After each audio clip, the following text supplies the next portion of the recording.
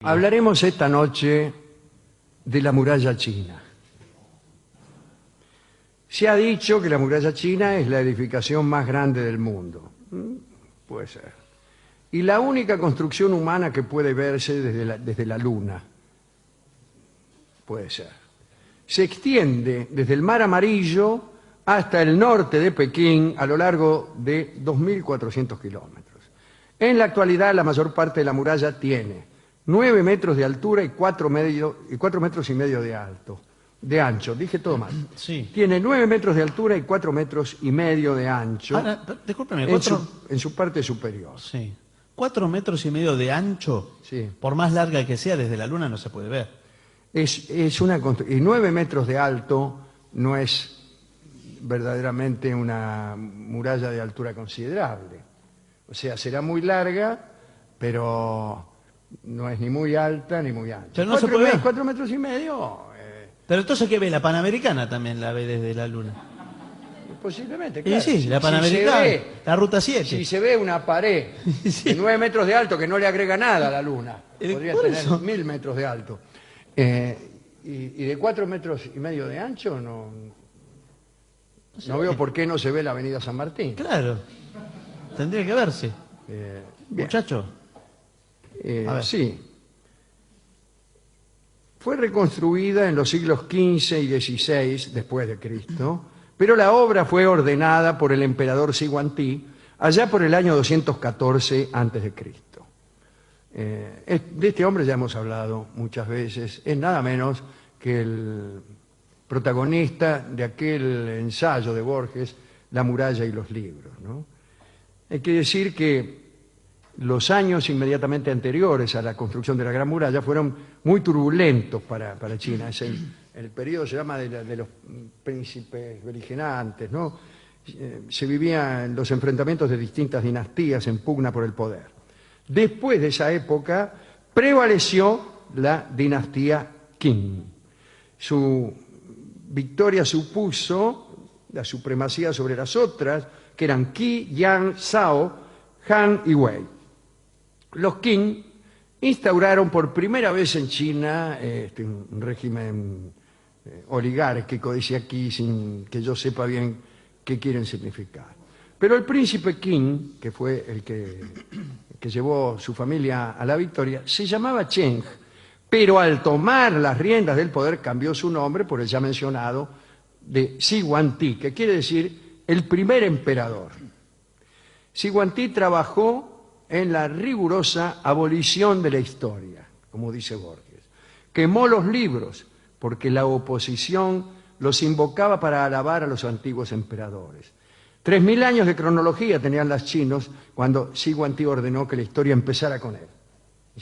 No hay más tiempo, el tiempo empieza ahora. Y también se dice que Siguantí había desterrado a su madre por viciosa, y según Borges tal vez quiso abolir todo el pasado para abolir la infamia de su progenitora, ¿no?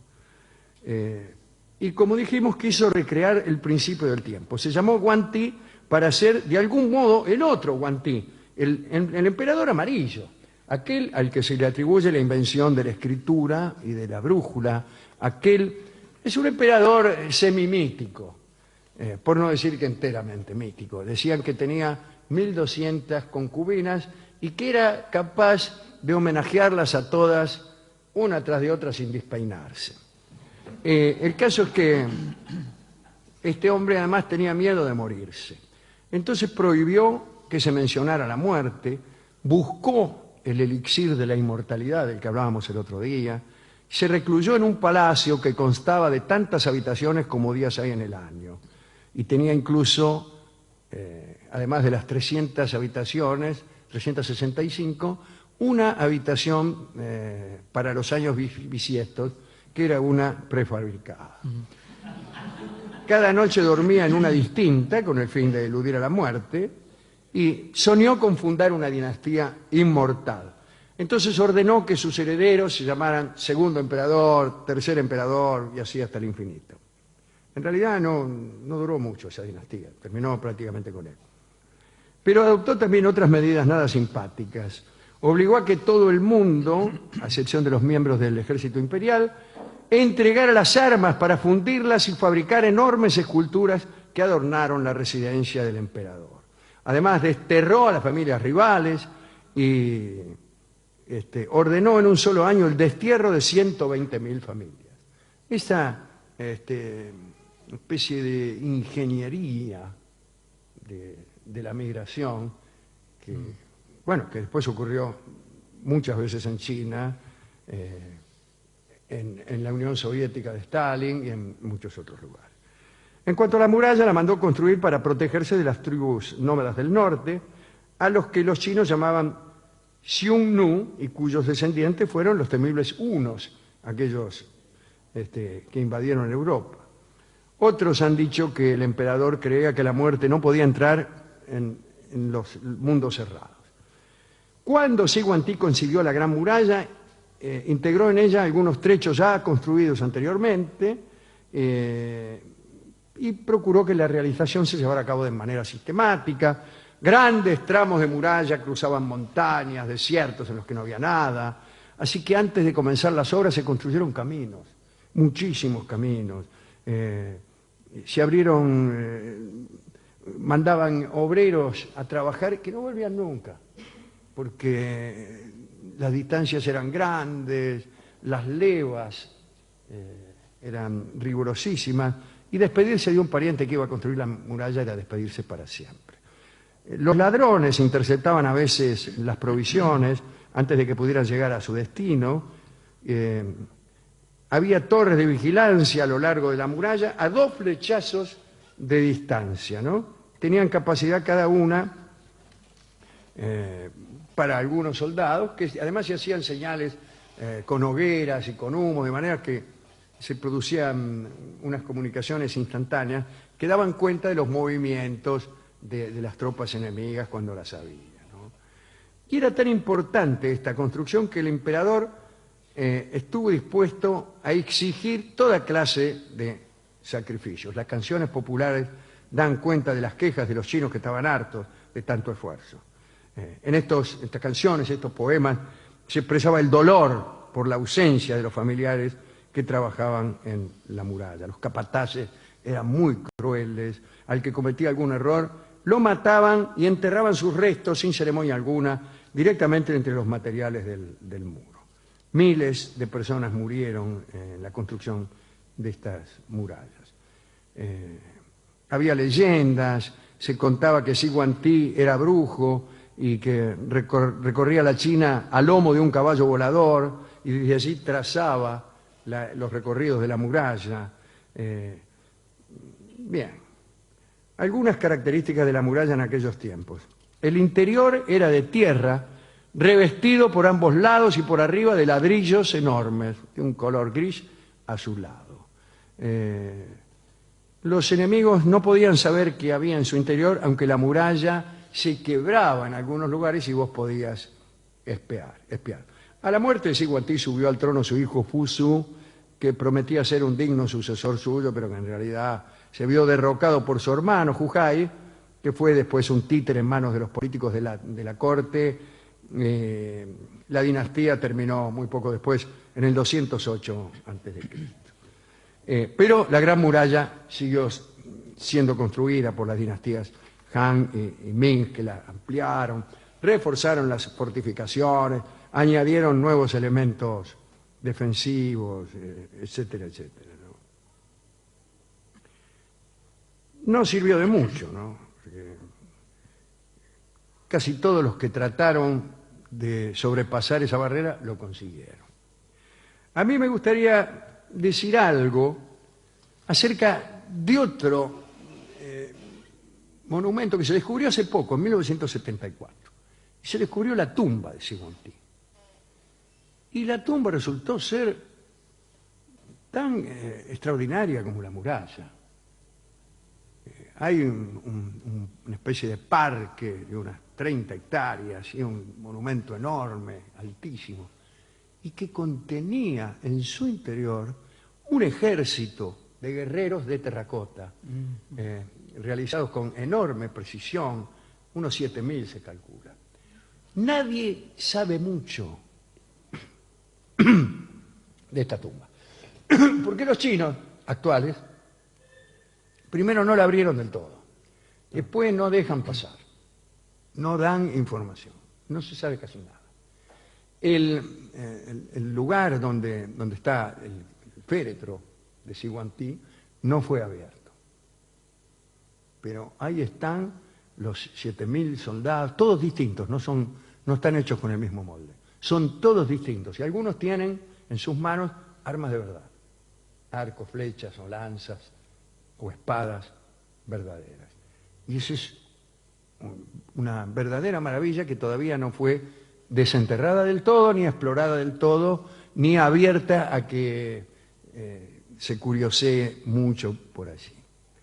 La otra cosa que quiero decir es que aquí en la Argentina hemos tenido una muralla, pero una muralla al revés. Una muralla que era en realidad una zanja. Y que fue la zanja de Alsina. Era una zanja en principio, construida allá entre los años 1876 y 77, que tenía por objeto impedir el paso de los indios que venían a robar ganado. Estos indios no eran los pampas ya. Los pampas ya no estaban más. Los que vulgarmente llamaban los pampas nunca se llamaron ellos mismos los pampas. En principio ellos se llamaban los het, los indios het, que quiere decir la gente, en el viejo idioma pampa. Pero después toda esa región se araucanizó. Vinieron indios de otras tribus, mayormente de los araucanos que venían de Chile, y a mediados del siglo pasado, que es cuando se construye esta zanja, eran esos los que estaban. Y tenían la costumbre de arriar ganado por las grandes rastrilladas hacia Chile, y en Chile vendían el ganado. Entonces Adolfo Alsina, que era el ministro de Marina de Guerra, le dice, vamos a hacer una zanja, ¿no?, para proteger, bla, bla, bla, bla. E hicieron esta zanja. Era una zanja, yo creo que tenía, ponerle 2 metros de ancho, cuando mucho 3, pero en el fondo 60 centímetros y 2 metros de profundidad. O sea, no impedía mucho. Claro. Los indios venían, desmontaban, provocaban un pequeño derrumbe y pasaban. Pero les demoraba mucho el arreo de animales. Y entonces, la verdad es que en ese sentido surtió efecto porque les resultaba incómodo y entonces venían menos. De todos modos, después se muere Alsina y viene Julio Arroca de Olivreguarde y aparece la campaña del desierto y esta forma de protección empieza a carecer de sentido. La zanja salía de ahí nomás, prácticamente de Bahía Blanca. Se planeaba llegar hasta Bahía Blanca, de Bahía Blanca y Taló. Algunos hablan de no sé dónde, en Mendoza, qué sé yo. Pero ¿cuánto se construyó de la zanja? Y no tanto. En realidad, el punto más al sur era un lugar que se llama Nueva Roma, ahí nomás, al norte de Bahía Blanca, y el punto más al norte está un poquito al norte de General Villegas. Y sigue casi la línea de una ruta que es la ruta 33, que viene de norte a sur, que sería Villegas, Rivadavia, Trenquelauquen, Guaminí, Puan, así, ¿no? Esa es la ruta 33. Y también hay un ferrocarril Trenquelauquen en Bahía Blanca, que es el ferrocarril Sarmiento. Ahora, casi no hay, no se conserva nada de la zanja. Claro, una zanja de 2 metros, ¿cómo va a ser para durar 150 años? ¿No? Es muy, muy difícil. Algunos lugares, algunos tipos señalan la sombra de la sombra de una grieta, dice, esta era la zanja de Alsina, pero ya no queda nada. Y además duró tan poco, estuvo tan poco en acción, que ni siquiera generó recuerdo. No generó recuerdo. En los pueblos, ahora desde luego que no, pero 40, 50 años después de la zanja nadie se acordaba. No quedaron ni testimonios. No, no quedó nada de esa. Yo creo que toda muralla, sí, todo cerco, está destinado a ser sobrepasado alguna vez. Siempre es así. La historia de toda muralla es también la historia de cómo finalmente fue vulnerada. Puede decirse que todas las plazas caen, más tarde o más temprano. Las plazas sitiadas caen. El destino de toda muralla es ser derribada. Y ante semejante postulación, bueno, los espíritus prácticos podrán sostener la inutilidad de cualquier resistencia a un sitio, ¿no? Pues total, si al fin nos vamos a rendir, ¿a qué demorarse en las tribulaciones del heroísmo?, diría alguien, ¿no? Y la respuesta es que vivir no es otra cosa que una resistencia inútil. Si al final nos vamos a morir, ¿qué hacemos? ¿Qué otra cosa estamos haciendo sino resistir? El rey Príamo sabía por los oráculos que el destino de las murallas de Troya era el fuego, pero combatió durante 10 años. El hombre sabio sabe que va a morir, pero vive y se resiste a la muerte tanto como puede. Es mortal, como hemos dicho muchas veces aquí, es mortal en beligerancia. La ciencia que estudia las idas y venidas del sitio, de cómo el arte de sitiar ciudades, se llama poliorcética. Entonces, nuestros oyentes poliorcéticos deberán saber que quizá este que habla también defiende algunas murallitas de humo que ya se han derrumbado muchísimas veces, ¿no? Y puedo decir que guardo en mi patio muchísimos caballos de madera que son regalos de amados traidores, ¿no? Quizá en este mismo momento empiezan a salir de esos caballos los enemigos.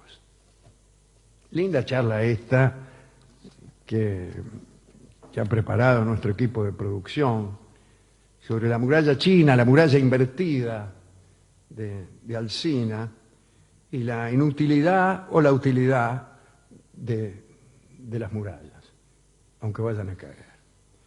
Hemos ido a la discoteca, pero el discotecario había puesto un vallado de sillas para evitar nuestra visita. Igualmente, al contarle yo los pormenores de este asunto, me sugirió este disco que vamos a escuchar, que es nada menos que el de Pink Floyd, que habla sobre la construcción de la muralla china. Se llama Otro ladrillo en la pared.